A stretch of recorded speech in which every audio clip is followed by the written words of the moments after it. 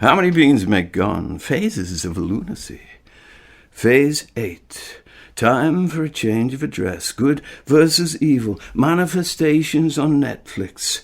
You never need to be stupid ever again. The Singularity Project. The mirror factor. It's all reflectively connected and mutually beneficial. Psychic implant or medical implant, till everybody has the calling. Irresistibly empathetic with every human being on earth, to the point they actually experience another's pain, and are driven to fix it for their own sake, or at least believe they must. Either way, are we not part of an experiment to put an end to pain altogether, and would that make us more or less human? The trials are underway to rid the world of good and evil. No pain, nothing to gain. If no one is suffering anymore, the concept we have to struggle to resolve, it will never cross the human mind.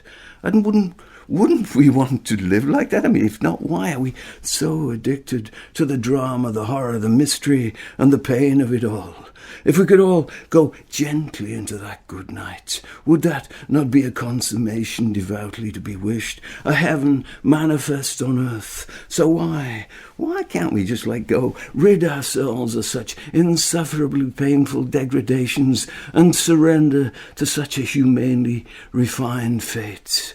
See you next week, though these days you can binge watch. It's life on Netflix, manifested in living colour.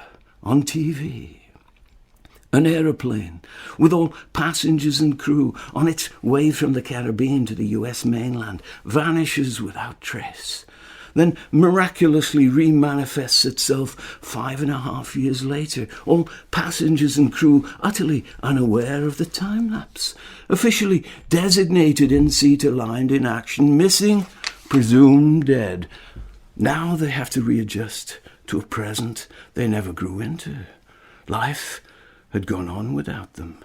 But if that wasn't predicament enough, they start having hallucinations and hearing voices in their head insisting something really bad's happening, something's in deep shit, and whether they like it or not, they need to do something about it, whoever it may be. It's not as if they have a choice. I mean, they can actually feel your pain, no longer some sympathetically charitable sentiment at Christmas. Meanwhile, they're under surveillance and investigation by real-world intelligence agencies, either benignly struggling to fathom this phenomenon, maybe some terrorist plots, implanted subversives, alien invaders. I mean, what the fuck's going on here? Or not so benignly considering a crisis.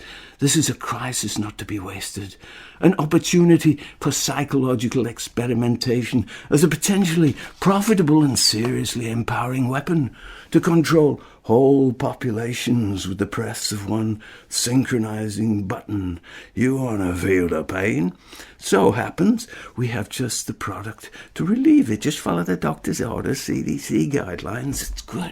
It's good versus evil, without which there'd be no need for Netflix. It's the product we're being sold, keeps us off the streets, one way to keep us quarantined till we're being renormalized. Let battle commence and recommence every night. Will good triumph only after a lot of evil? The more evil, the better the good. You either believe it or you don't. The good is so much more triumphant on TV.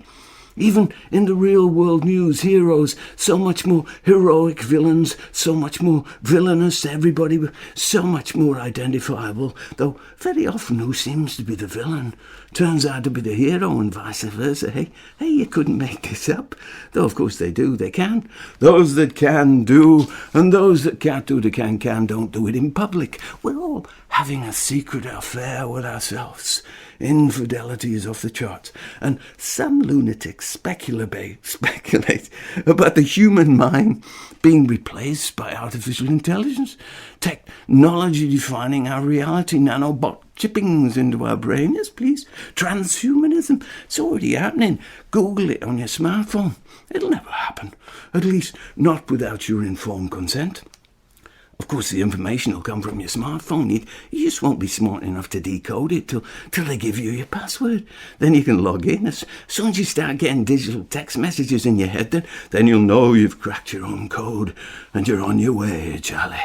Charlie, Charlie, Charlie, you'll never need to be stupid ever again this time.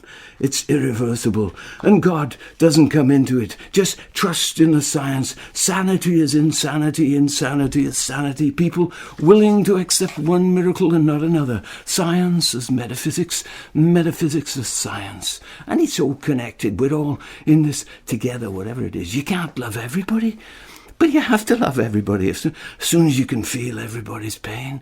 How selfish can you be? But we still have to fight the bad guys because apparently they're immune to their own and everybody else's pain, which is why they were meant to rule the world. I mean, how can you rule the world when you're so preoccupied feeling its pain? It's a conundrum. Only a psychopath on Netflix can rise above. Is anybody following me into this good night, sweet ladies and gentlemen? We were but human after all. No shame, it took the supernatural to prove it.